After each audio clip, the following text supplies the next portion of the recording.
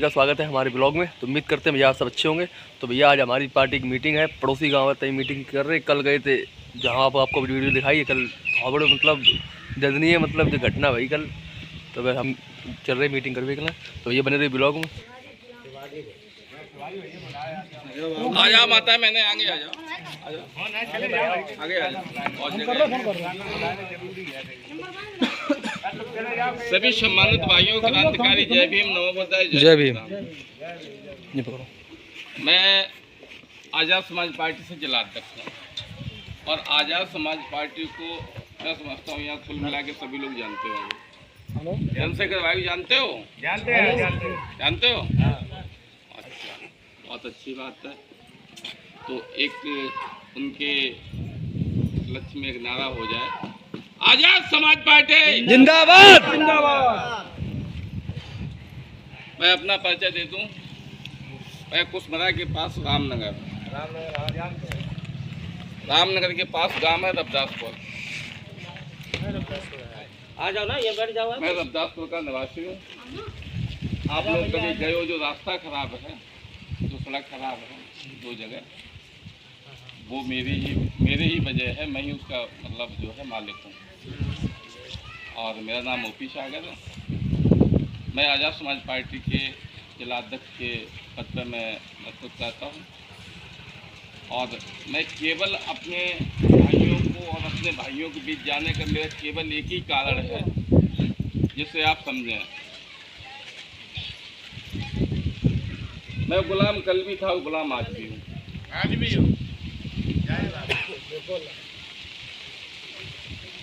तब शारीरिक गुलाम थे, आज मानसिक गुलाम हो। भले ही आप शारीरिक गुलाम और शारीरिक गुलाम भी हैं, ऐसा नहीं है कि शारीरिक गुलाम नहीं है। जहाँ पे मौका है वहाँ पर शारीरिक गुलाम और मानसिक गुलाम तो मैं समझता हूँ कि 100% है मानसिक गुलाम। और जिन्होंने महाघोर संकट में हमें उबारने का काम किया, उसके बाद मैं उबर नहीं पाया।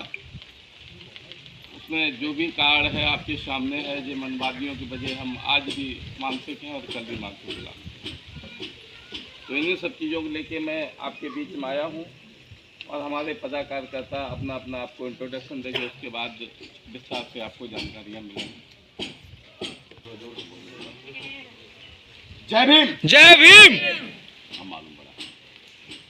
मैं अपना परिचय देना चाहता हूँ। मेरा नाम रविंद्र सिंह साके है और मैं आपके ही पास के गांव से रहने वाला हूँ।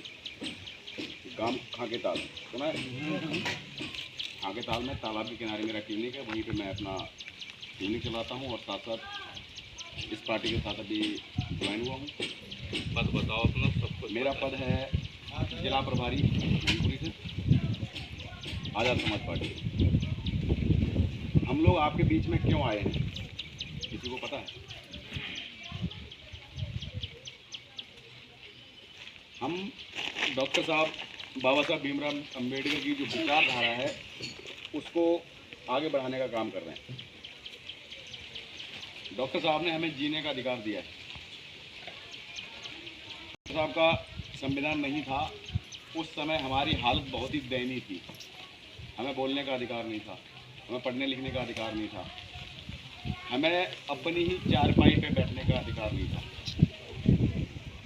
जो बुजुर्ग लोग हैं उनको पता होगा अच्छी तरीके से, जब भी कोई सवर्ण हमारे यहाँ पे आता था तो हम अगर चारपाई से उठ जाते थे तो उसकी इज्जत होती थी।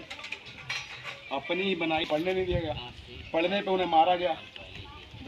तो अब उस संविधान की वजह से हमारे पास वो अधिकार है, हम स्कूल जा सकते हैं, पढ़ सकते हैं, लिख सकते हैं, अच्छे कपड़े पहन सकते हैं, मूंछ रख सकते हैं, अच्छे मकान में रह सकते हैं। इन्होंने जो व्यवस्था बनाई थी उसको एक पुस्तक के द्वारा इन्होंने समाज में फैलाया, जिसका नाम था मनुस्मृति। कितने लोगों को मालूम है मनुस्मृति का एक कानून है?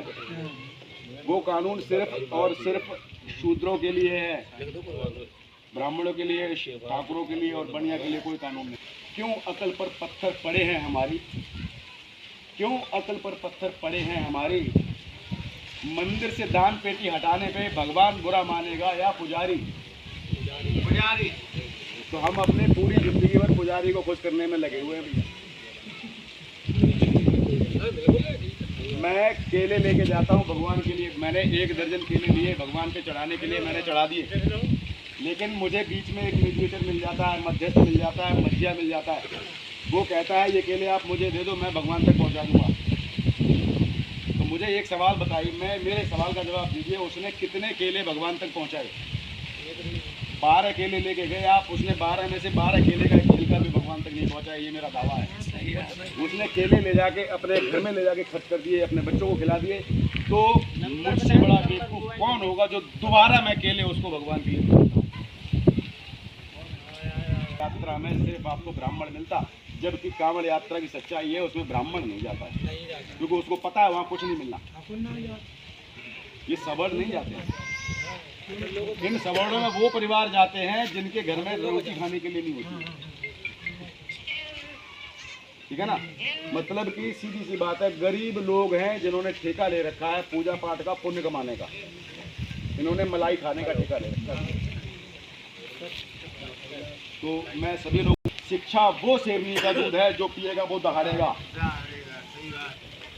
भैया हमने तो पी ली है, इसलिए मजबूरी बन गया हमारा दहाड़ना।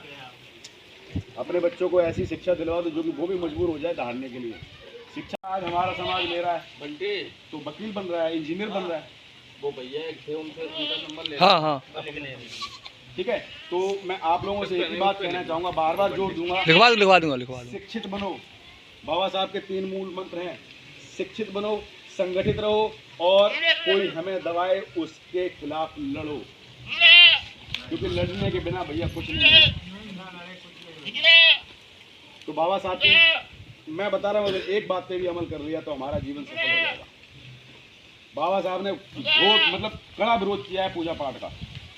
बाबा साहब ने बोला है, मैं कभी भी किसी राम को, किसी को, अवतार को मैं भगवान नहीं मानूंगा। हमें बुखार आता तो हम एक इंसान के पास जाते हैं, वो पढ़ा लिखा इंसान है, वो कोई भगवान नहीं है।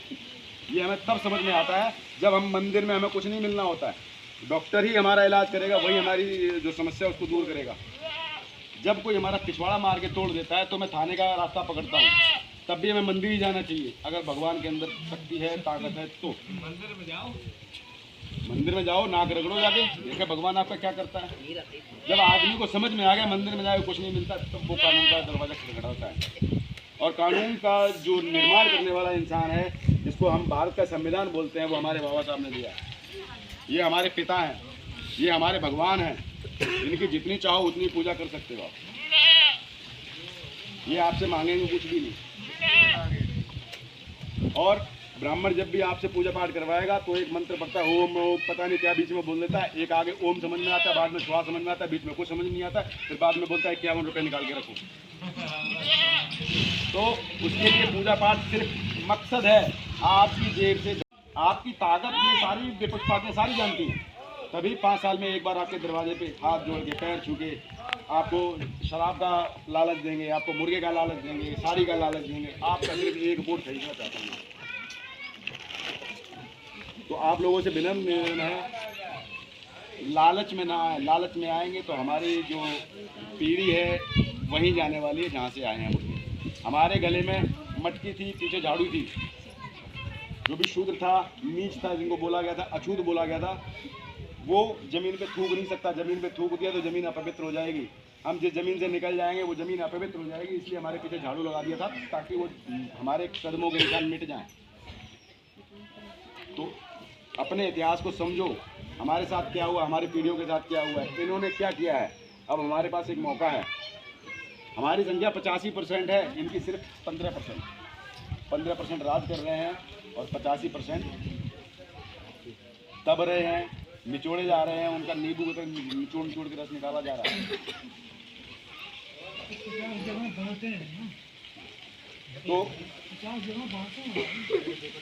तो आपने अपने आप को नीच तो कतई नहीं समझना है। जय संविधान।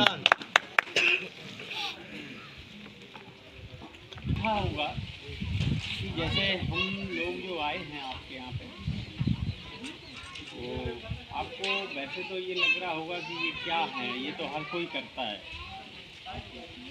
तो मैं सबसे पहले शुरू करने से पहले मैं अपना परिचय दे देता हूँ। मेरा नाम एडवोकेट सनी सिद्धार्थ है। और मैं आपने किसी सुना हो 64 टोडरपुर, मैं वहाँ का रहने वाला हूँ। दूसरा हमारे साथ में जो हमारे पदाधिकारी आपके सामने जो होंगे, हमारे जिलाध्यक्ष जी हैं आज़ाद समाज पार्टी के ओपी सागर जी, विधानसभा अध्यक्ष हैं हमारे अंशु यादव जी, प्रभारी जी हैं हमारे जिला प्रभारी डॉक्टर रविंद्र साहब जी, हमारे बाबूजी आपके सामने हैं, अन्य हमारे जो भी सभी साथी आपके सामने मौजूद हैं। साथियों, जो मैं आपसे बातें जो करने आया हूँ वो हम आपसे वोट और उनकी बाद में बातें कर लेंगे, लेकिन जो मैं सबसे बड़ी बात करने आया हूँ वो एक ही करने आया हूँ कि भैया ने जैसे अभी बताया है कि हमको क्या बनाना है, भाईचारा, जिसको हम कहते हैं भाईचारा। भाईचारे का मतलब इसमें भी आप दूसरे स्तर से समझें कि हमको एक बात कही 15 छोड़ 85 जोड़, तो 15 मतलब ये हम पहले समझ लेते हैं। जैसे भैया ने बताया था ना, मौत से पैदा हुआ वो ब्राह्मण हो गया, भुजाओं से क्षत्रिय और पेट से वैश्य। तो इसी तरह से हमारा जो जोड़ने का जो प्रयास है वो यही है कि हमारी जो संख्या है वो सबसे बड़ी आबादी है, हमारी संख्या है 85%, जिसमें हम बिखरे हुए हैं 6743 जातियों में। तो ये जब इकट्ठे हो जाएंगे तो हमारी सत्ता क्या, हम जहाँ लात मारेंगे वहाँ पानी हम निकाल के पानी पी सकते हैं। लेकिन वो समस्या बस एक ही है, क्या है कि हम वो बिखरे हुए इतनी जगह हैं जो हम संयुक्त नहीं हो पा रहे हैं, और जब संयुक्त नहीं होंगे तो हमारा कुछ वजूद नहीं होगा। जैसे आदमी गांव में कहावत कह देता है कि बंदी झाड़ू में जो मजबूती होती है, जो कि घर का कूड़ा साफ कर देती है, वो एक सीख में नहीं हो सकती है। हो सकती क्या? नहीं होगी।